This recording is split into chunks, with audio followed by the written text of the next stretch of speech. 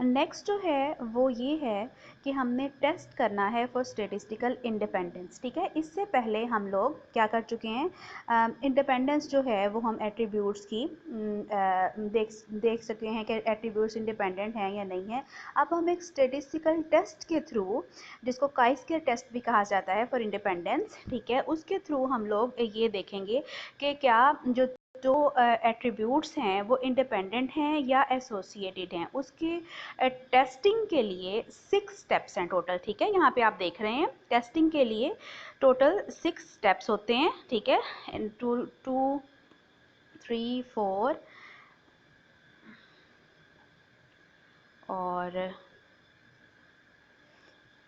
Calculation का, और उसके बाद ये देखें 5 और 6। ठीक है, टोटल 6 स्टेप्स हैं, ये मैं आज आपके साथ डिस्कस करूंगी।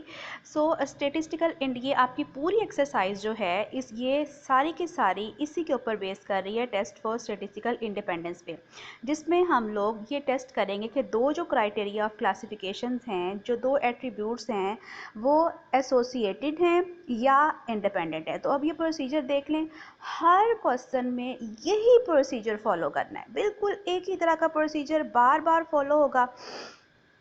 एक क्वेश्चन आपको करना आ गया तो सारे के सारे क्वेश्चंस आप लोग इजीली कर लेंगे। ठीक है, तो अब जो इसके 6 स्टेप्स हैं, जैसे मैं पहले बता चुकी हूँ। फर्स्ट स्टेप जो है हमने ये स्टेट करना है, the null and alternative hypothesis are. Null hypothesis क्या होगी, जिसको हम डिनोट करेंगे एच नॉट से। नल हाइपोथेसिस लिखेंगे और उसको डिनोट करेंगे कैपिटल एच, और उसके साथ सबस्क्रिप्ट में नीचे करके छोटा सा जीरो डालेंगे, जिसको हम एच नॉट पढ़ते हैं। ठीक है, the two criteria of classification are independent. Null hypothesis में आपने हमेशा क्या लिखना है कि the two criteria of classification are independent. Independency की जो हाइपोथेसिस है वो नल हाइपोथेसिस में आएगी, इंडिपेंडेंट। या हम इसको ये भी कह सकते हैं कि the two criteria of classification are not associated. कोई एसोसिएशन उनमें नहीं है, कोई ताल्लुक उनमें पाया नहीं जाता। ठीक है, सो एज नॉट में हमेशा इंडिपेंडेंस या नो एसोसिएशन आएगी, और ऑल्टरनेटिव हाइपोथेसिस में हमेशा क्या लिखना है, the two criteria of classification और एट्रीब्यूट्स आर नॉट इंडिपेंडेंट और एसोसिएटेड।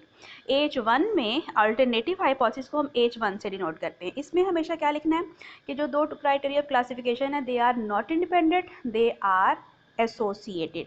इन दोनों में से कोई सी भी बात लिखी जा सकती है, एसोसिएटेड या नॉट इंडिपेंडेंट। लेकिन जहन में ये हमेशा रखना है कि नल हाइपोथेसिस में एज नॉट में हमेशा इंडिपेंडेंस या नो एसोसिएशन शो होगी, और एज 1 में अल्टरनेटिव हाइपोथेसिस में हमेशा नॉट इंडिपेंडेंट या एसोसिएशन शो हुआ करेगा, क्योंकि इंडिपेंडेंट नहीं होंगे तब हम डिक्लेयर कर सकें कि ये जो हैं वो एसोसिएटेड है। सेकंड पे आपके पास लेवल ऑफ सिग्निफिकेंस आएगा, जो कि आपको 5%, 10% या 1% गिवन होगा, और अगर दिया हुआ ना हुआ तो हम यूजली क्या किया करते हैं, 5% को बाय डिफ़ॉल्ट यूज़ कर लिया करते हैं।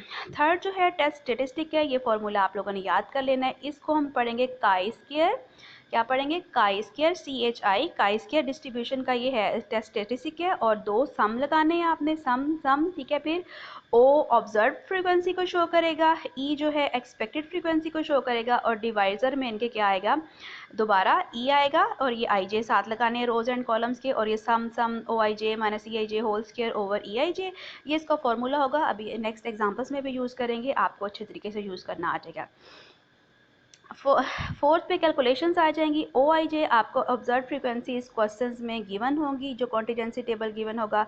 EIJ एक्सपेक्टेड फ्रीक्वेंसीज हम लोग कंप्यूट किया करेंगे, कैसे करेंगे, रेस्पेक्टिव रो का टोटल जिसकी ऑब्जर्व फ्रीक्वेंसी है, ऑब्जर्व के अगेंस्ट, उस ऑब्जर्व के अगेंस्ट जो भी रो टोटल होगा उसको मल्टीप्लाई करेंगे कॉलम टोटल से, और डिवाइड करेंगे ग्रैंड टोटल से, तो हमारे पास एक्सपेक्टेड फ्रीक्वेंसी आ जाएगी। ये हम आगे क्वेश्चन में करके देखेंगे।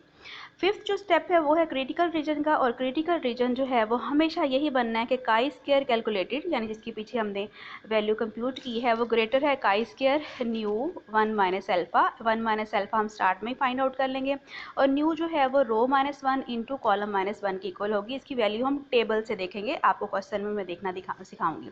लास्ट पे डिसीजन लेंगे, if calculated value of chi square will be greater than chi square tabulated, then H not जो है वो रिजेक्ट हो जाएगा। द टू एट्रीब्यूट्स और criteria of classification are not independent, और अगर काई स्क्वायर कैलकुलेटेड लेस हुई काई स्क्वायर टेबुलेटेड से, then H not is accepted. This is the procedure following 6 steps.